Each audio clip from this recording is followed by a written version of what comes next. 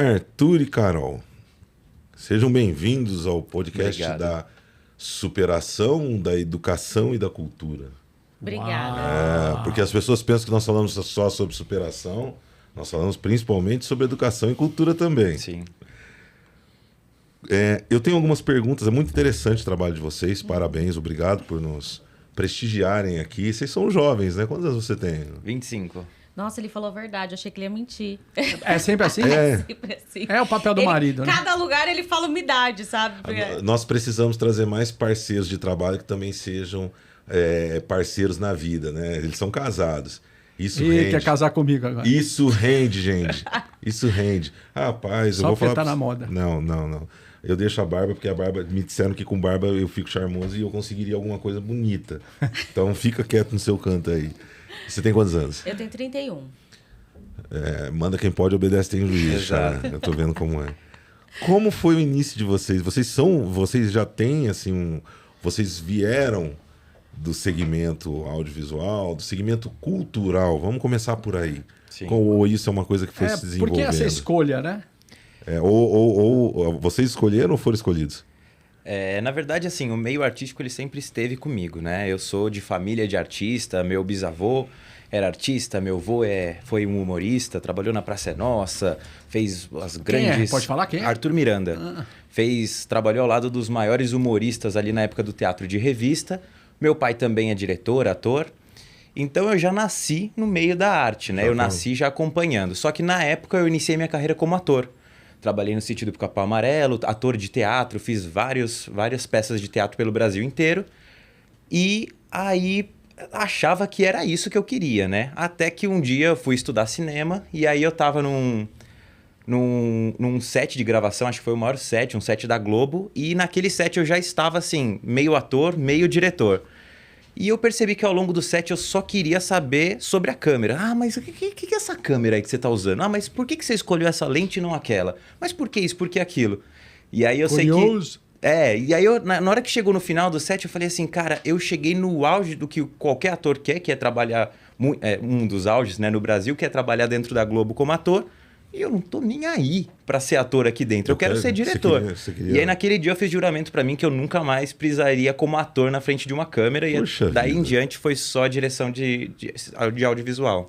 Muito interessante você falar isso, porque geralmente, num mundo que oferece glamour de certa forma, as pessoas escolhem ser o alvo dos holofotes, não direcionar os holofotes, né? Que é uma coisa diferente. Você falou que fez Sítio do Pica-Pau Amarelo? Sim, eu participei como ator do Sítio Pica-Pau Amarelo oficial, né? Fica em Taubaté. Então tive essa experiência.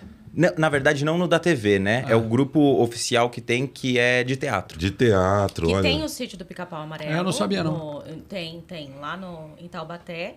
E ele era diário, não era? Recebia 3 mil, 5 mil crianças por dia. Cara, que incrível. E primeiro que, assim, vivenciar algo de Monteiro Lobato é fantástico, É né? incrível. Já é começa aí. E qual era teu E não papel? é pra qualquer um, né? Eu fui já Pedrinho, Visconde de Sabugosa. É que depois Jeca que a barba Tatu. cresceu, não dava mais o Pedrinho, né? Eu acho Eu que comecei eles resolveram criança, né? Eu comecei a atuar, eu tinha 8 anos, assim, então comecei muito cedo. Puxa vida, que incrível. E você? mudar. Na verdade, assim, né? Eu sou de Araçatuba, interior de São Paulo. Não parece, mas eu fui evangélica até os 18 anos. Mas por que não parece? Eu não Eu sou muito entendi. expansiva. Ué, aí, ó, povo evangélico, tá vendo? O estigma que vocês criam? Tem que Sou se muito comunicar expansiva. mais, parar com essa história Eu de... não vou nem falar pra você que eu sou. Tá certo. Ele não parece também. E aí, então, a minha primeira experiência, assim, com artes foi dentro da igreja. Então, eu cantava, eu dançava, fazia peça de teatro. Na escola, eu nunca gostei de eu nunca fui de exatas, né? Então, eu negociava com a galera, tipo assim, eu posso montar a peça de final de ano? E aí, de repente, você me dá pontos em ciências, essas coisas. E foi assim que eu comecei minha experiência, sempre quis ser, mas eu não... Diferente do Arthur, que tinha um apoio da família, porque todo mundo já era. Na minha família só tem doido, não tem artista. E aí eu falei, ninguém deixava eu ser artista. Então, quando eu fiz a minha... Todo artista é doido, filha. Então, mas eles não viam dessa forma. E aí eu fiz a obrigação, digamos assim, fiz a faculdade, né? Eu sou formada em marketing. E depois que eu tinha minha agência de marketing, já estava meio que estabelecida, eu falei assim, agora eu vou atrás do que eu quero, porque eu sempre quis ser atriz. E aí eu voltei para São Paulo, porque eu fui para Recife, fui passar a Copa do Mundo, fiquei 4 anos. Sim, né? Qual Copa? A de 2014. Era para ficar uma semana. Aí eu fiquei. Você foi para Recife por conta da Copa. Fui passar Certo. a Copa. Aí fiquei 4 anos. É, E lá... Você ficou esperando a outra Copa. Não te avisaram que não era no Brasil. Não me avisaram que não era. Tá. Ariana, né? Ou seja, você não deixa ela viajar sozinha de jeito nenhum. Exatamente. Ah, vou ali e já Um volto. pouco intensa, é. E aí a veia artística começou a furar muito em mim em Recife, porque o Nordeste é muito cultura, né? Então, assim, Nordeste é. Diferente do interior, por exemplo, que foi onde eu cresci, tudo que você respira lá é arte. Então, assim, eu comecei a estudar teatro lá em Recife, voltei para São Paulo para me especializar no Instituto Stanislavski. Só que quando eu cheguei no Instituto, eles também davam cursos de produção, né? E eu tenho uma veia de empresária, de marketing, que é uma veia que era o que eu sempre fiz, né, no início. Então, meus primeiros 10 anos de carreira não tinha nada a ver com arte, né? Então, eu produzia eventos, eu produzia shows, era isso que eu produzia. Então, eu já tinha uma veia de produção e eu falei assim, gente, não é possível que seja tão difícil. E aí, eu comecei a fazer o curso de produção também. Foi aí que eu conheci o Arthur, ele já tinha Lago, né? E aí, ele tinha uma outra sócia que chama Carol também. E aí... Mas com ela você não casou, não, né? Não, não era uma tendência, né? Mas no caso, não. E aí, eu achei muito legal a parte de produção também. E aí, eu vi o quanto difícil é você ser ator no Brasil, né? Porque, assim, eu tinha uma outra expectativa de atuação, né? Eu me formei no Instituto Stanislavski. Então, assim, a gente... É aquela questão de você estudar o personagem, de você construir realmente do zero, de não ter nenhuma característica minha num personagem. E isso leva tempo e leva também oportunidades, que são duas coisas que não tem no Brasil. Você não tem muita oportunidade de fazer grandes papéis para você ficar 6 meses transformando seu corpo, né? Como nos Estados Unidos acontece, você também não tem muitas oportunidades. Você não tem oportunidade ou não tem a valorização para que você possa criar oportunidade? Eu acho que os dois, né? Mas, por exemplo, eu não queria fazer TV. Eu não queria fazer TV. Por quê? Eu queria fazer cinema. Eu sempre quis fazer cinema. Cinema entende? é mágico, né? Eu queria... Sabe, por exemplo, a minha maior inspiração é a Viola Davis. Você vê incrível. a Viola Davis, você imagina ela fazendo um personagem na novela da Globo?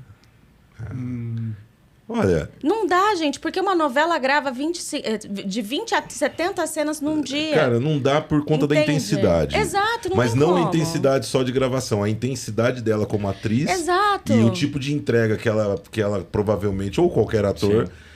Entende? São pegadas diferentes. Você tem razão, são pegadas então, assim, diferentes. aí eu falei assim, não é nada contra a novela, mas não é o que eu quero fazer.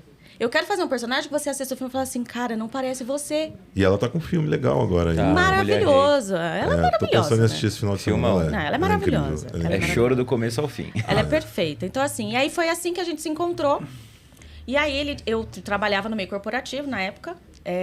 E aí eu virei pra ele me convidou, ele e a sócia dele na época, a Carol também, convidou, você não quer vir pra Lagoon? Eu falei, se eu for entrar na Lagoon, vai ser do meu jeito. Aí, Casando com ele mesmo de uma vez. primeiro você vai ter que vai ser casar do meu comigo, jeito. depois eu entro. Né? Porque assim, artista, o Arthur é diretor, ele é artista. Né? 100% artístico. Um artista, ele não tem muito assim, E você é corporativo. totalmente. Ela é business, Sou venda, business, negócio. entendeu? Sou negócio. Mesmo sendo atriz, eu tenho essa veia muito mais forte em mim, porque a arte entrou na minha vida muito depois. E aí, com Entendi. isso, você consegue complementar, por exemplo, a valorização de quem trabalha com vocês. Exatamente. Porque você sabe, você consegue se colocar no outro Eu lado. consigo me colocar no outro lado. Então, assim, é sobre isso, assim, sabe? E aí eu falei, vai ser do meu jeito, não é por uma questão de imposição, é porque vamos materializar, sabe? Lembra- assim, sabe que não lembra é, muito a- "Ai, a arte lembra é muito a linda, gente." Vamos, senta aqui, vamos fazer? Como é que legal. o que a gente tem que fazer para fazer? A gente vai ter que, então, trabalhar de segunda a sexta-feira, certo? Montar o escritório, vai ter que montar uma equipe, a gente vai ter que começar a prospectar. Exigente. Lembra muito a gente, né, amor? Você é mais business, eu sou mais artístico. Na verdade, eu tenho uma veia de querer enfermeiro. Né? Principalmente para cuidar das pessoas que têm alguns problemas emocionais, assim. Entendi. Qual que é seu signo? Vocês acreditam em signo? Eu sou pisciano, Eu sou eu sou o evangélico. trouxa do zodíaco. Ah, é mesmo. Eu sou o trouxa Meu do Jesus. zodíaco. Eu sou o cara que sofre até no oi. Certo. Tô passando por isso. Mas isso é uma outra história. Tá. E Eu sou aí peixes. foi isso, assim. Nossa, Você é ele é peixes? peixe também. Não, é que você nasceu quando? 15 de março. 15 de março? Eu nasci 26 de fevereiro. 15 de março é peixes. Foi o que eu falei, não foi? Eu acho que você não passou muita credibilidade. Eu sou dos primeiros Ela dias. me chama de mentiroso. Na cara dura. Muito triste. Não. Ela falou que você não tem credibilidade, é diferente. É diferente. Tô brincando. Enfim, aí foi isso. Aí obviamente, assim, né? Aí, quando você estrutura algumas coisas de organização internas para uma empresa, como que funciona uma empresa, entende? Ela tem que funcionar, né? E aí, isso acabou chocando um pouco. Então, a sócia do Arthur, eu acabei ficando com a parte dela, eu comprei a parte dela, ela saiu da empresa e aí a gente começou a tocar. Ou seja, ela tocou tua sócia pra fora, né? Exato. A marido meu não se... Mas aí vocês não tinham envolvimento ainda. A gente só namorava. Aí eu casei. Com o sócio. Aí você se fudeu. Eu casei com o sócio. Aí dificultou tudo. Aí dificultou. Porque é isso, tanto que assim, não é todo mundo que sabe que a gente é casado também, porque assim, a gente tem que saber separar. Agora todo mundo vai saber. Exato. Mas assim, só as Ela pessoas só mais chegou, foi a primeira coisa que ela falou, né? Marcar território. Mas assim, tá. Então vocês dois têm essa veia artística, né? Isso. Sim. E aí, hoje, como vocês traduzem isso para as produções audiovisuais de vocês? E dentro dessas produções audiovisuais, o que predomina? Uma coisa que eu Qual acho muito... o segmento que predomina? Então, uma coisa que eu acho muito importante falar é que ser artista dentro do audiovisual não é só essa coisa que o Brasil vende, sabe? Do tipo assim, do diretor, sabe? Aquela coisa artística de roteiro, muito cult e tudo mais. A arte no audiovisual ela tem várias camadas, né? A arte ela começa na escolha da equipe, a arte ela é na escrita do roteiro, mas a arte também é técnica, né? O audiovisual, Hollywood tem essa veia tão forte e às vezes a gente não pega, que é entender a técnica que tem por trás de tudo. Então hoje, para vocês entenderem, a gente faz... nossa essência mesmo é longa-metragem, mas quem faz longa-metragem, na verdade, faz tudo. Então a gente hoje tem longa-metragem, videoclipe e publicidade. É isso que a empresa atende. A arte, ela está presente nos 3 lugares, né? Então, claro que a gente tem esse lugar do autoral no longa-metragem. Eu escrevo os roteiros na maioria das vezes, eu trago as histórias. Mas quando tem videoclipe e publicidade, também tem essa parte artística. Mas também aí a gente fala que a gente é instrumento, né? A gente é instrumento para, por exemplo, o artista chegar e falar: eu quero fazer um videoclipe assim, assim, assado. Não é o meu filme, é o filme do artista. Eu tô ali para contribuir um pouquinho, mas... Transformar. Dar um rumo técnico para a ideia do cara, né? Publicidade é a mesma coisa. Porque de repente o cara chega assim e fala assim: puta, eu quero me fantasiar de pônei rosa. Você fala: amigo, não vai ficar legal ali. Pode ser um pônei preto. Pode ser um pônei branco, preto, sei lá. É que nem publicidade, por exemplo. A gente atende Disney e as marcas, né? ESPN, Marvel, que Pixar. Bacana, hein? A gente faz não todas, né? Porque não é exclusividade, mas a gente produz bastante conteúdo para eles em divulgação de filmes e tudo mais. Isso é super bacana, né? Então, assim, a Disney, normalmente, eles têm os roteiristas internos e a gente... Não é isso que eu tô tentando dizer. Não é o filme da Carol, não é o filme do Arthur. É o filme da Disney, entende? Como que eu posso contar essa história como se fosse a Disney contando, entende? Você tem que despertar o interesse do público por um produto que não foi criação tua. Mas você tem que ser o elo de ligação, né? Exato. É o elo de ligação. Então, acho que é isso, né? Tipo assim, acho que tem muito diretor brasileiro que fica nessa coisa do ego realmente, de tipo, não, mas essa é a minha linguagem, mas é assim que eu faço. Meu, não é. A verdade não é assim. Eu acho que o diretor ele tem que saber contar todas as linguagens. Ele tem que saber fazer o drama, tem que saber fazer o pop, tem que saber fazer, né? Tem que saber... Aí aqui tem um pouquinho do nosso demo reel. Fala uma coisa, qual é o... Esse é pra Disney, não é aquele... Esses daí são pra Disney. Qual é o trabalho mais interessante, o que vocês mais gostaram, ou teve maior resultado que vocês fizeram? De clipe, vamos falar de clipe, porque o clipe é um pouco mais desafiador, né? Você produzir, porque normalmente os artistas, eles não têm muitos recursos. São poucos artistas, né, que têm bastante recurso para clipe. Mas eu acho que é do Johnny, né? A gente fez um clipe chamado Amante de Aluguel pro Johnny Hooker, que é um artista que sensacional. Eu admiro muito ele. Então a gente foi atrás aí, desenvolveu uma amizade. Hoje a gente é muito parceiro realmente. E o clipe, ele mostra isso, né? Ele é um clipe artístico realmente, que é muito, muito, muito bonito, assim. Eu tenho muito orgulho desse trabalho. Que bacana, hein? Clipe videoclipe é um negócio assim que muitas vezes, por exemplo, eu gosto pra caramba daquele videoclipe do Lineker, Zero. Uhum. Acho uma coisa assim que não é... Olhando, tem 2 maneiras de olhar, né? Eu acho intenso e ao mesmo tempo você fala, pô, não é uma coisa assim do outro mundo, né? Sim. Mas às vezes o complexo está em passar a mensagem, não é isso? Sim, Exato. Eu acho que o do Johnny a gente tem um carinho especial, porque assim, em nível de produção, assim, a gente gravou no centro de São Paulo, de madrugada. Tudo que você grava no centro de São Paulo, isso é incrível, né, meu? Entendeu? Com grua, com uma equipe, assim, muito legal, sabe? Assim, então, não só pela mensagem, mas a gente fala custo de produção, sabe? Assim, agregar valor àquela produção, assim. E é um clipe que, assim, a gente tem bastante orgulho, assim, sabe? De ter feito. E longa-metragem? Qual foi o longa-metragem, assim, de maior Então, a gente retorno de A maior gente tem sucesso? 2 longas-metragens aí que é totalmente nosso, né? Assim, que a gente não se envolveu com outras equipes, com outras produtoras, com outros diretores. Aí a gente pode falar tanto do La Danse Rouge, né? Que é o filme que a gente tá finalizando, na verdade. Ele vai sair pro mercado aí no começo do ano que vem. Em janeiro. E o Efeito Placebo, que agora tá no mundo no universo dos festivais, ganhando prêmio aí pelo mundo inteiro. A gente acabou de ganhar. Vocês que produziram. A gente produziu, dirigiu, A gente- escreveu. Você que tudo. escreveu. Eu que escrevi. E também a gente que financiou. Exato. Nossa. Puta, isso é foda. Foi a Sem gente que Lei Rouanet? Não, Sem não, nada. O Cara, que vocês acham da Lei Rouanet? É que, na verdade, a gente não usa a Lei Rouanet, né? É a lei do audiovisual. É a lei do Qual é a artigo diferença? 1A. Desculpa, eu sou ignorante nessa Não, parte. é segmento mesmo, né? A dificuldade para captação é a mesma, Rogério. Porque assim, né? Vamos falar sobre lei. Como é que funciona? Então. Eu não A gente entendo, tem- como muita gente igual a mim não deve entender. Eu acho até importante, porque assim, a sensação que eu tenho às vezes das pessoas que postam nas redes sociais é que os produtores ou artistas, eles pegam a grana, Põe no bolso. põe no bolso e vai pra casa. Não é assim, tá? Qual câmera eu olho? Essa aqui. Não é assim, tá? Então, eu não O sou governo não vai colocar o dinheiro na sua Eu conta. não sou uma especialista, mas eu posso falar da nossa experiência, como é que funciona.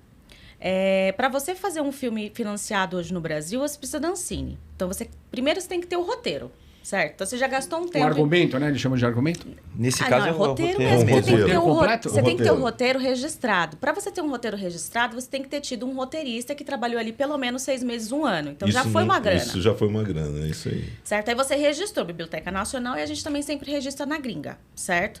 Aí depois disso você vai cadastrar na Ancine. Perfeito. Você cadastra o projeto na Ancine, você coloca lá as estimativas de custos do Tô projeto. cansado já. Aí o só que projeto como precisa que ser aprovado. Não, então, não é isso ainda. Para você colocar uma estimativa na Ancine, você tem que fazer o quê? Uma planilha orçamentária base, né? Uma quebra desse roteiro para você imaginar. Porque como é que eu vou pedir 4 milhões? Não sei se custa 4 milhões. Pode ser então, mais, você tem pode uma pesquisa, por exemplo, quais as referências de locação. Então, assim, é um puta trabalho de pré-produção que eu demoro, às vezes, 1 ano para fazer. Porque tem um plano de desembolso, né? Às vezes os 4 milhões não é 4 milhões na Entendeu? hora. Ok, aí você cadastra na Ancine. O Pelos Olhos de Capitu, que eu não sei porquê. Ele é um filme, ele é um longa-metragem inspirado em Dom Casmurro nos dias atuais. E a gente fala, a temática é relacionamento abusivo. Isso é um filme social. E o importante falar dele, só para já entrando um pouquinho nessa parte também, o Pelos Olhos de Capitu, ele é um filme inspirado livremente na obra de Dom Casmurro. Então, quando eu li o livro, eu percebi que ele era um livro que estava velando um relacionamento abusivo. Você entende na época porque é um livro muito antigo. Sim. Ok, a questão é que quando você traz esse livro para os dias atuais, continua tudo acontecendo. E é um livro que dão na escola, até hoje. Exato. Então, é um diferença. livro que mostra que atualmente a gente continua mantendo relacionamentos abusivos, seja relacionamento de amizade, relacionamento conjugal, relacionamentos abusivos. Pai e filhos. Exato. Porque o Tudo filme não é isso feminista vivo também. nos que aí dias de tem hoje. isso. O filme não é sobre o feminismo. O filme é sobre relacionamento abusivo e como relatos daquela época se passam nos dias de hoje. Ponto. O filme é sobre Independente isso. do relacionamento. Exato. Eu acho que isso é um filme totalmente... O tema é social, esse filme. É Esse filme importantíssimo, né? Exato. Por isso que eu faço tanta questão de fazer com lei. Muito esse educativo. filme. Exato. Ok, eu cadastrei o Pelos Olhos de Capitu. Se eu te disser que ele demorou 2 anos e meio para ser aprovado, você vai acreditar? Vindo de você, acho Só que para não. ser aprovado. E ele foi aprovado porque eu tive que entrar com um processo administrativo contra a Ancine perguntando por que não foi aprovado. Porque nem resposta eu tinha. Porque você pode aprovar um projeto meu, não tem problema, só não me deixa esperando 2 anos. Então, mas por quê? Não foi aprovado. Mas não tem... Foi não? Foi aprovado. Depois, com o processo, processo foi Aí o que aprovado. acontece? Eu tive que pagar advogado. Mas Aí você é paga porque tem advogado para muita- liberar o projeto, entendeu? Tem muitos projetos para eles analisarem ou eles fazem pouco caso? O que vocês acham? Eu não faço ideia, porque eu não consigo nem acesso. Por exemplo, eu adoraria fazer uma visita na Ancine um dia e conhecer as E não pessoas pode. e ter esse contato. Não é que não pode. Você não tem tanto... Eu sou uma produtora pequena. Eu acho que é uma Entende? coisa também meio repartição A O2 pública, talvez sabe? consiga. Tipo assim, Eu não. é muito arcaica, o jeito que é feito ali, sabe? Tipo, papel mesmo. E pessoa, tipo, funcionário público que tem ali os horários deles. Então, acho que tem É um sistema difícil, assim. Sabe o INSS? Imagina você indo no... Você já foi em algum posto de saúde, né? Na vida. Você deve ter convênio. Tem caras de rico hoje. Mas assim, você já deve ter ido num... Estou sendo tão maltratado. Não tá, não. Imagina você ir pedindo a mulherada em casa, que vai tentar um ginecologista. Você vai no posto. Eu só vou no INSS. Você vai lá. Você chega lá, você quer marcar um médico, certo? É a mesma burocracia para você fazer um filme. Porque é dinheiro público. Então, assim, tudo passa por vários processos. É extremamente burocrático. A Ancine tem a importância dela, sim. A gente não pode falar que não tem. Mas, assim, é muito difícil. Então, parece que dificulta. Um processo que agora, já é difícil, mas nos últimos dificulta anos, ainda mais. nos últimos anos, vocês acham que isso tem piorado ou tem melhorado? é que veio pandemia, então não é tanto parâmetro. E a Lagoon existe há 5 anos. Então, eu não consigo te falar se há 10 anos atrás como que era. Mas não você tem sabe, expertise. você sabe se nessa linha audiovisual e na própria Ancine existe algum inciso na publicação da lei que fala sobre prazo para análise, Sim, prazo para... tem prazo. Foi por isso que eu consegui aprovar. E de quanto é o prazo? O prazo, se eu não me engano, são 30 dias, 60 dias, algo do tipo. 60 dias. É coisa... Exato. E o atraso foi assim? Exato. E aí que o importante acontece? falar é que depois de aprovado, Lá vem bomba. ainda não é... Não, aí que acontece. Vamos supor, o projeto foi aprovado. Depois de 2 anos e meio, o projeto foi aprovado. Então o dinheiro cai na sua conta. Gente, claro que não. Deixa eu te explicar. Aí depois que o projeto é aprovado, a gente chama de apresentação do filme, um business, né? Pitch deck. Um pitch deck. O que você faz? Você convoca cabeças de equipe, aonde você vai assinar a carta de intenção dessas pessoas, daí entra elenco também. Óbvio que você não consegue fazer de todo o elenco, porque não faz sentido, você não sabe quando você vai gravar, você não sabe quando você vai conseguir captar, né? E aí você começa a apresentar para as marcas, olha, esse aqui é meu filme, tá aprovado na Ancine, na lei e tal, não sei o que, bonitinho, tá. Eu estou tentando captação pelos olhos de Capitu depois de 2 anos esperando para ser aprovado, 3 anos. Aí já se passou 5. Então, se você falar assim, Carol, qual o tempo médio? Talvez outros produtores tenham sorte, tenham contatos, tenham... No meu caso, a minha experiência é que provavelmente a gente leve 7 anos para finalizar um filme. Então, é por isso que você prefere não usar a lei de incentivo direto pro... Não é que eu Não, ela não prefere, ela não é que eu não não prefiro, eu não prefere. tenho escolha. Entende? Aí que acontece. Não dá pra você falar que, por exemplo, que com R$200 mil você consegue fazer um filme pra concorrer no Oscar, gente. Você não consegue. Na verdade, Entende? os orçamentos grandes brasileiros não chega nem perto de um orçamento baixíssimo dos Estados Unidos, por Mas exemplo. aí é o seguinte, né? Conclui o que você vai falando. Não, é só pra você ter uma ideia. Eu sou produtora associada de um filme com uma outra produtora, que é a Lighthouse.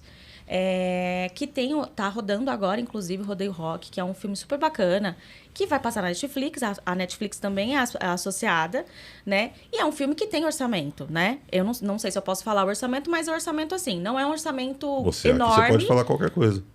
Não, mas por conta da produção. Mas sim. assim, o orçamento, assim, digamos que é um orçamento bacana para fazer um filme, mas também pro Brasil é pouco, tá? É pouco. Mas vamos chutar que aqui no Brasil a gente tenha produções, de 5 a 8 milhões de reais. É bacana isso pro Brasil. Mas nos Estados Unidos, um filme independente é 10 milhões de dólares. Tá. Aí você pergunta, precisa de 100 milhões de dólares para fazer um filme? Eu acho que não. E isso é muito relativo. Depende do que você vai depende fazer. do filme, né? O elenco que você vai contratar. Entende? Hollywood não é... A gente tem que parar de se basear porque a gente não é. Entende? Tipo, a gente não é A gente entende perfeitamente. Sabe assim? Do tipo... mas porque em Hollywood... Gente, não. A gente não é ainda. A gente não consegue as captações, os recursos que eles têm. Embora tecnicamente... E artisticamente a gente consiga entregar a mesma coisa, tá? A gente consegue. A gente tem profissionais Mas o brasileiro ainda bacanas tem pra isso. preconceito em relação aos filmes brasileiros, não tem? Com certeza. Mas deixa eu te falar uma coisa. O mercado nacional, se a gente for falar isso sobre o cinema brasileiro, acho que isso é uma questão bem importante, né? Falar hoje em dia. Porque você escuta muito o pessoal falar, tem preconceito, o próprio cineasta brasileiro tem preconceito contra o cinema brasileiro, o brasileiro não assiste filme nacional, tem todas essas questões. Aí tem várias questões que a gente pode analisar e falar historicamente, né? Desde toda a história do Brasil, desde as grandes produtoras e tudo mais, até por que chegou nisso.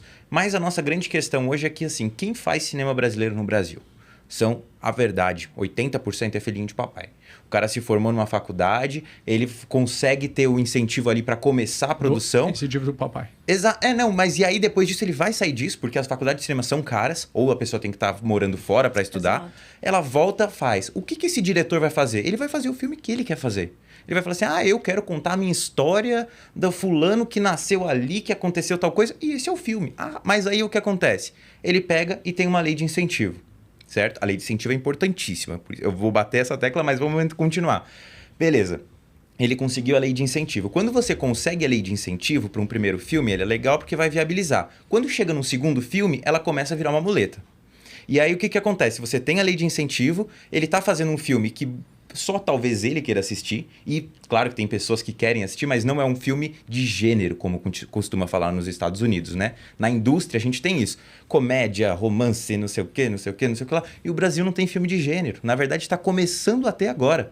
Então a gente não tem filme realmente que agrade, sabe? Tipo assim, para todos os públicos. Então, assim, é complicado. Eu entendo os dois lados. Entendo o público também do brasileiro falar assim, mas eu não gosto dos filmes nacionais, é tudo igual. Ok, eu concordo que a grande massa do que a gente vê é parecido mesmo. Mas aí também tem uma questão. Eu costumo dizer que filme nacional é que nem comida japonesa. Você gosta de comida japonesa? Não. Então. Mas muita gente gosta. Se você tentar um Eu pouquinho, você come a primeira vez, você acha meio esquisito, não gosta. A segunda vez, você já acha estranho, mas talvez... Aí na quarta vez, você fala assim, não é tão ruim. Não, Daí eu sempre adiante vou você achar ruim. vicia. Mas filme nacional não, pelo amor de Deus. Não, pelo contrário. Eu sou um apaixonado por cinema. Sou um apaixonado por filmes nacionais. E assim, as leis de incentivo, nós já debatemos isso aqui sobre a lei de incentivo, por exemplo, sobre a Rouanet, enfim. O grande problema é que você se apresentou aqui falando que sua produtora é pequena. Você usou esse termo, né? Pela conduta de vocês, ela está longe de ser pequena. Porque o tamanho de um empreendimento, Concordo. de uma empresa ou algo, ela vai muito da maneira de lidar com isso. Mas o que acontece? As leis de incentivo encontram um grande problema.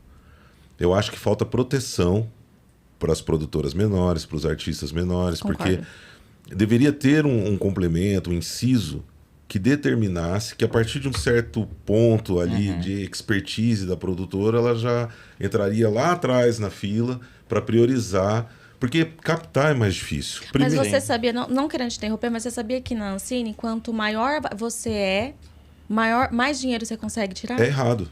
Eu também acho. É totalmente errado. Principalmente porque o pequeno produtor, ele muitas vezes não tem o mecanismo, ele não tem... Falta, às vezes, até orientação de como Sim. fazer a captação. Porque Exato. como você vai chegar numa multinacional e captar? Mas é sobre isso que eu quero falar também. Porque o que acontece?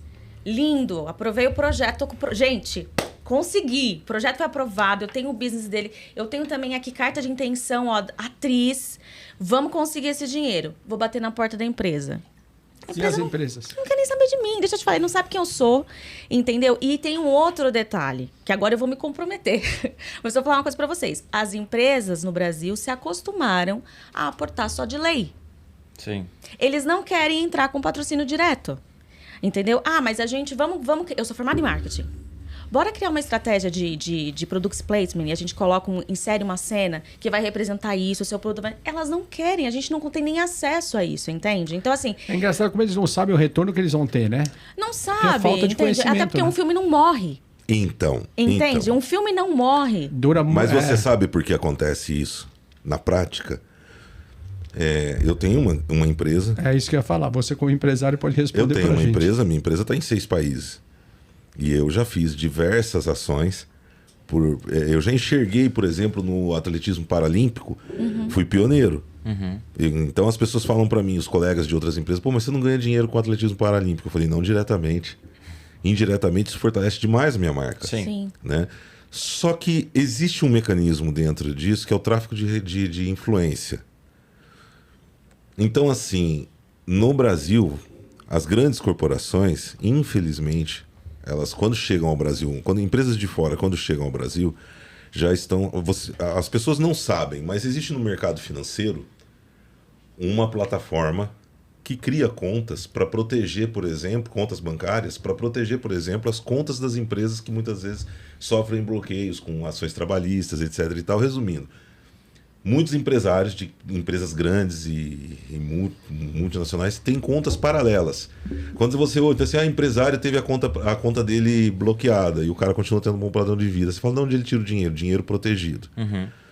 Então, se acostumaram tanto. Você sabe que existe um mercado paralelo, eu já denunciei isso, principalmente na Lei Rouanet, que é o da devolução de valores de nota, que é o repasse. Eu vou te dar, sei lá, 500 mil. Você devolve. Vai voltar 250. Sim, porque aceitaram isso e agora... E aí, infelizmente, se nivelou por baixo. Porque nós estávamos falando do cinema brasileiro. Eu adoro cinema brasileiro. Né? Eu sou mais velho que vocês, obviamente, dá pra ver pela barba branca. Bem... E eu ouço as pessoas falarem assim, não, de um tempo pra cá o Brasil tá produzindo bons filmes. Imagina, o Brasil sempre produziu bons filmes. Esses dias, eu sou apaixonado por filmes, esses dias eu estava assistindo A Marvada Carne. É um filme incrível. O cara sai lá do interior pra buscar É com a Fernanda Torres. E o Grande Mentecapto. Filmes assim, baseados muitas vezes na Esse foi minha homenagem que fizeram. A história de Geraldo Viramundo. Limite, Central do Brasil, Abril Despedaçado. Estômago. Tem muita coisa boa. A Central do Brasil, incrível. Né? Então, só que as pessoas, existem algumas comédias que vêm fazendo sucesso na última década, coisa assim. Se você reparar, muitas vezes associada porque o protagonista é um ator de uma grande emissora, né? Isso conta muito, né? Na verdade, isso é ruim. E você sabe que isso é um outro ponto, né? Porque a marca, por exemplo, vamos supor que eu consegui acessar a marca que vai abater do... Consegui, galera. Consegui. Aí a marca me pergunta... Quem é o ator? Quem é o ator? Aí eu vou te falar assim, como é que eu vou conseguir a Bruna Marquezine pro meu filme? Se o meu orçamento não comporta isso. Ou se a gente ainda não tem nem certeza de data de gravação, como que ela pode se Aí você comprometer sabe o que com acontece? isso? Aí eu chego na Bruna... Um exemplo, tá, gente? Nunca entrei em contato com ela, mas um exemplo. Aí eu chego com a Bruna Marquezine e falo assim, Bruna, eu tenho esse filme. Ela vai ver meus trabalhos, ela vai ver que eu não sou A2. Você sabe que quando ela vai me assinar uma carta de intenção, nunca eu fico nesse ciclo. É a marca pedindo um ator, aí eu consigo um ator, aí depois a marca não quer esse ator, aí depois... Aí você não faz filme. Mas você sabe por quê? Se vocês já ouviram falar de racismo estrutural. Existe pobreza estrutural também, pobreza cultural estrutural. Sim. Porque você nunca vai formar uma nova Bruna Marquezine, você nunca vai formar um novo ator de ponta se você não investir no ator desconhecido. A Bruna Marquezine um dia foi ninguém. Sim. Exato. Né? Então, assim, isso é reflexo da pobreza estrutural em termos de cultura. O que acontecia 40 anos atrás no Brasil continua acontecendo. O Fernandão é professor. Já deu aula no Estado, Fernando? Terrível. Tanto que eu fiz uma coisa por carinho, por amor. Na minha marca, né, eu tenho 2 empresas, uma delas é uma marca esportiva. Não quer investir em filme, não? Professor, quem sabe? Já estamos, né? Já estamos. Professor e profissional da área de saúde, da enfermagem, paga preço de custo nos meus produtos. Porque professor, a gente sabe, é o pai de todas as profissões. Né? E aí, eu te falo, eu estava fora do país numa ocasião, cheguei no Brasil... E liguei a televisão, e eu vi um professor de óculos, né? Um aluno discutindo com ele. E o aluno se alterou, falou muito alto com ele, ele levantou, porque além de professor, é um homem, provavelmente um pai. O aluno deu soco na cara do professor. Chorei com aquilo. Chorei, eu sempre amei. A educação é um negócio assim... Eu sempre falo, né? Tá ligado? Educação, cultura... Sim. E no Brasil se tem a pobreza estrutural, né? Que o cara da prefeitura... Nós já falamos isso, nós tivemos o Paulo Barros aqui, foi sensacional a participação dele. Nós falamos isso. A prefeitura desse tamanho contrata o show de um cara de 500 mil. E com 500 mil você faria... quantas oficinas. Sim. Escolas. Quantos workshops, quanto trabalho você faria investindo realmente na cultura. Exato. Porque muitas vezes o cara fez um show lá do Gustavo Lima e investiu na cultura. Meu ovo, né? Para, né? Sim. Vamos fazer laboratório de cinema, assistir filme nacional e ensinar as crianças a ter o hábito de assistir filme nacional. Porque se você perguntar pra mim qual que é a sua resolução? Em todos os assistirmos sentidos, né? filmes nacionais, desde ator, gente. diretor, tudo, né? Isso Tudo, é uma coisa vamos discutir muito... filme. Uma coisa muito legal, que eu sou Muito professor bacana. também, né? Trabalhei em escolas públicas durante muito tempo, Então dando aula você de sabe. artes. Então sei muita coisa. E em alguns momentos a gente estava estudando, eu dei aula no Senac também, a gente estava estudando, eles sempre tiveram essa metodologia de estudar a educação daqui a 50 anos. E a gente viajou a alguns países e a gente foi estudar um pouco a educação na Argentina, né? E na Argentina, que eu acho que como indústria cinematográfica está mais engatilhada que a gente, lá eles tinham, nas aulas base, né, de educação, aula de cinema. Vai aprender a fazer cinema. nas escolas isso, né? Não, nas escolas. E aí, o que fazia na aula de cinema? As crianças assistiam filmes nacionais, cada idade assistia a um tipo de filme, e aí é importante a gente ter filmes de gênero, porque eu preciso ter filme para apresentar, né? Para os 8 anos, 10 anos, 12 anos, 14 anos, 18 anos, e depois debatia sobre o filme. Cara, então, isso é incrível. Que rico. Isso Imagina. Isso é sensacional, sabe por quê? O cinema foi complemento para minha educação. Eu não terminei o primeiro grau, né? Depois eu estudei um pouquinho mais. Mas eu, por exemplo, até falo para as pessoas, o primeiro diploma que eu peguei foi de membro da Academia de Letras de Minas, como escritor. Mas quando eu conheci o cinema aos 9 anos de idade. Então, quando eu saí do país a primeira vez, parecia que eu tinha ido pro quintal da minha casa. Né? As pessoas, eu até costumo falar para as pessoas, meu filme favorito chama-se Cinema Paradiso, do Giuseppe Tornatore, né? Então, o cinema, ele tem um poder sobre... Nós estamos falando de cultura. E o cinema tem um poder de fortalecer a educação que é incrível. Que é incrível. E atingir muita gente ao mesmo tempo. E não tem classe social. Todo mundo consegue ter acesso a um filme. Pode ser que não consiga muitas vezes ir para salas de cinema. Eu, por exemplo, acho que eu tenho um projeto antigo que eu não consegui colocar em prática ainda. Eu quero construir um cinema em 3 pavimentos, onde durante a semana, de segunda a sexta, funciona como oferecendo para as pessoas mais carentes cursos, né, profissionalizantes e tal. E nos finais de semana, que tem exibições de filmes, né, filmes pontuais e palestras dissertativas sobre isso. Eu sinto muita falta de cinema de rua, né? Porque eu era um garoto que morava em comunidade, pobre, paupérrimo, e eu tinha acesso a cinema, porque eu trabalhava na feira. Então, o dinheirinho que eu ganhava, eu ou comprava livro e revista e quadrinho, e também ia ao cinema. E eu te falo, o cinema hoje ele não é hoje um lazer de fácil acesso. Sim, sim. Porque às vezes tem gente tão fora da realidade. Sim, concordo. Que fala, mas qualquer pessoa pode ir ao cinema. Porra nenhuma, né? Pra você, Zezão, 30 anos sustentado pelo pai, é fácil falar isso. Mas, cara, o ano passado eu sofri um acidente e eu fiquei de férias 30 dias no hospital, depois quase 60 dias em casa. E eu louco pra sair, acho que em 2 semanas eu fui umas 6 vezes ao cinema. Teve um filme que eu assisti 2 vezes. E assim... Só assim pra você ir no cinema. Não, cara. Não, eu adoro cinema, sempre vou. Sabe o que eu queria saber? Só pra concluir, eu acho que a entrada mais barata num shopping que eu paguei foi R$35. No interior ainda é um pouquinho mais barato, 28. E aí a gente vai falar que a criança que tem um pai que ganha pouco, que muitas vezes não sabe se consegue comprar carne durante a semana, ele vai ter esse dinheiro? Não tem. E aí tem uma outra coisa muito interessante, só pra gente finalizar esse assunto, que é o ir ao cinema hoje se tornou um evento. Se você pegar qualquer família, um pai, uma mãe, 2 crianças, você não vai no cinema sem pelo menos R$150. É isso. Então, aí o que acontece? Essa família vai no cinema. Quantas vezes ela consegue ir no mês no cinema? Talvez nenhuma. Ela talvez vá uma vez no ano. Esse dia era um evento. Ela não vai arriscar no filme nacional. Você entendeu? Ela vai escolher o filme da Marvel. Ela vai juntar ali o dinheiro para ir no quanto. Então é isso, se tornou um evento. E infelizmente, se a gente tivesse entradas mais baratas ou cinemas de rua, eu passei a minha infância no Cine Olido. Puta, cara, R$1 você entrava no cinema. Cinema de rua. Talvez as pessoas tivessem mais, tipo assim, chance de, olha, eu vou hoje. Hoje eu quero ver o filme nacional. Amanhã mais eu chego lá oportunidade, ver. né? Exato. Agora me fala uma coisa, com todas essas dificuldades que vocês estão falando que há, o que te dá força para não desistir? Boa. Meditação, Oração. incenso e Feng Shui. Eu já vou ser bem piegas e vou falar que é o que você falou logo que no o brasileiro começo. Fui escolhido desiste, pela né? arte, né? Então, assim... Por amor mesmo. Por amor, assim, eu não consigo não fazer isso. Eu sou artista. Se eu não for artista, eu não sou nada. A real é essa, porque eu não sei fazer mais nada. Que legal.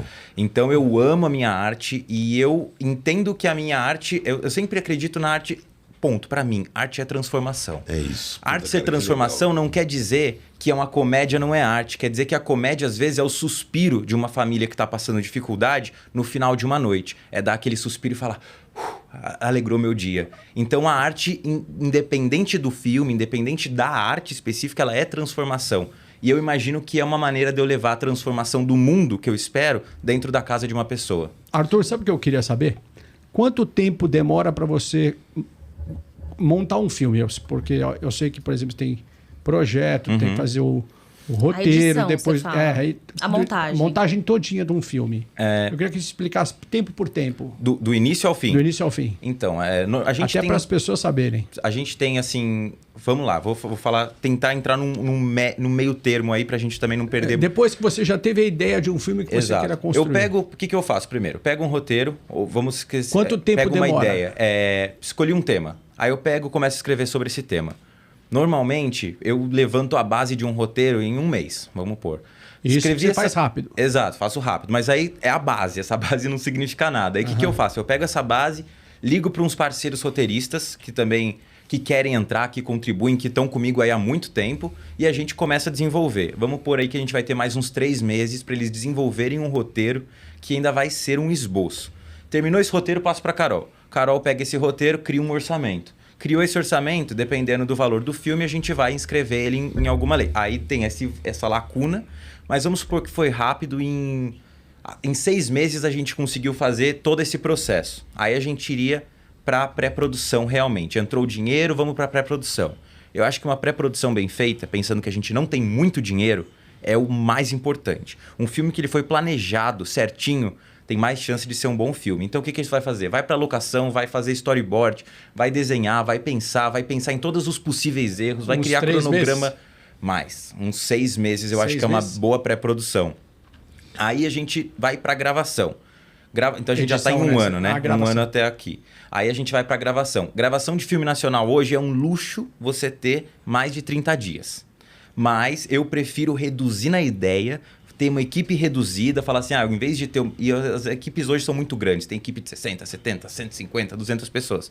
Prefiro reduzir a equipe e ter mais tempo. Então eu prefiro trabalhar com mais calma, mesmo que seja com uma equipe reduzida. Então vamos pôr que eu quero no mínimo 45 diárias de gravação. A gente estava com 1 ano e 2 meses, mais ou menos, a gente está aí. Vamos para a edição. Uma edição confortável, eu chutaria mais uns 4 meses. Então, vamos por um filme rápido, que foi rápido, são 2 anos. Mais 6 anos para aprovar e conseguir o dinheiro.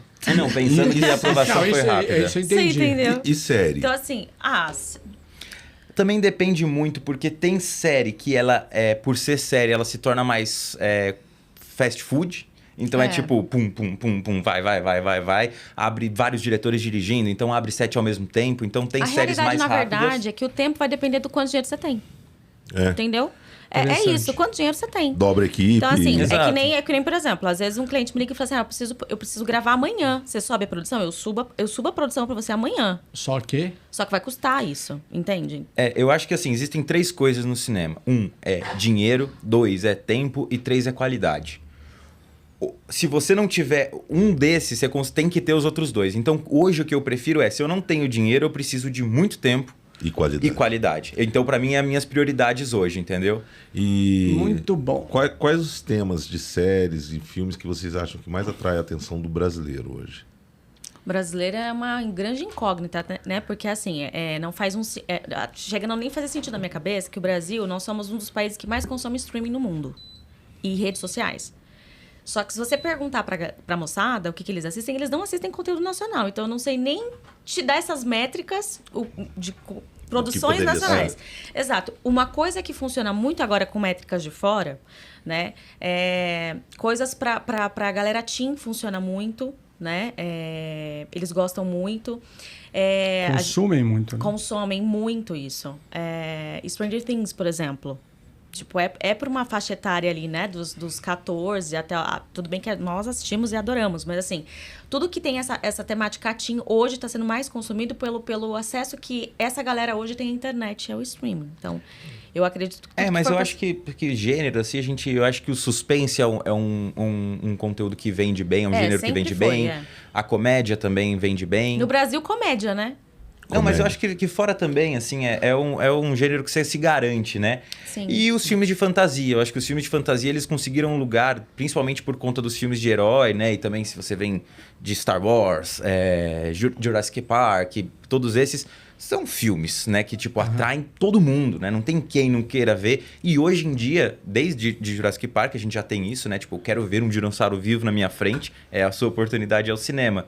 E também com os efeitos especiais cada vez avançando mais, a gente consegue ter acesso a esses universos. Então, acho que é... Carol e Arthur, deixa eu fazer uma pergunta para vocês. Nosso tempo é restrito, né? Nós estamos já indo para o final do programa. Qual o filme que vocês mais gostam? É relativo, né? Porque se eu for falar filme... Se você tivesse que escolher um filme? Filho É um único. filme que É você- um só? Você quer pergunta fácil, filha? Um filme só? Nossa, só. pergunta do milhão. Nacional ou de fora? Qualquer. Tanto faz. Filme. O filme... Precisamos falar sobre Kevin. O meu filme preferido da vida se chama Paris, Texas, do diretor Wim Wenders. É Muito uma bom. obra-prima Muito bom. icônica para sempre. Bom, queremos agradecer vocês e queria saber se vocês não querem dar um conselho, falar alguma coisa pro pessoal que está assistindo vocês. Conselho é não desista, né? Fazer cinema independente, seja na parte de produção, artística, enfim. É resistência, né? Eu vou parafrasear aqui a Laís Bodansky e vou falar uma coisa, que é o cinema, ele pode ser feito com um celular, ele pode ser feito com qualquer câmera, então o importante é faça. Porque o Muito legal. mais importante é fazer, testar esse olhar cinematográfico, pegar o celular, criar coisas, se jogar e começar a trabalhar. Porque é desse jeito que você vai sair do seu celular e vai para uma câmera de $200 mil. Muito bem, muito obrigado. Amei o nosso bate-papo. Vocês são pessoas incríveis. Eu acho que quem mexe com arte, toda pessoa que senta aí que é ligada à arte, traz uma sensibilidade. Eu falei do Paulo Barros, que diz uma coisa para nós aqui que é incrível. Ele falou: eu sou palhaço. Amo ser palhaço. Foi uma das melhores entrevistas que a gente fez. Espero que seja a primeira de 50 vezes que vocês venham Com aqui ou mais. certeza, precisamos ter mais né? tempo com vocês. Sem Uma hora é muito dúvida. pouco, né? E é isso, gente. Parabéns. E aí, o que Obrigada. você aconselhou às pessoas que sirva para vocês, não desistam também. Sim. Porque eu acho que sucesso é isso, né? Eu acho que uma tentativa que não deu certo vale muito mais do que o ócio de não fazer nada. Com certeza. Então, parabéns e espero que possamos consumir os produtos de vocês o mais breve possível, né? Se é que a gente já não consome, né? Exato. Provavelmente já consome, porque eu sou adepto do Disney. Quem quiser, depois siga as nossas redes sociais. Guarda aí, Lá a gente tá, pode falar a rede social de vocês? minha pessoal, @MoriqueArthur, Morique com C mudo. Dela é @CarolCaliri. E a da produtora é @LagonFilmes. Acho que depois dá pra inserir E a aqui do em algum lugar estagiário? também. E a do estagiário? @Caju_. estagiário. Muito obrigado pela presença de vocês. Obrigada a Carol, você. Arthur, Obrigado a vocês. da Lagoon Filmes e Focus 23 fica por aqui. Até Sempre. a próxima. Abraço, galera. Valeu, gente. Obrigada, gente.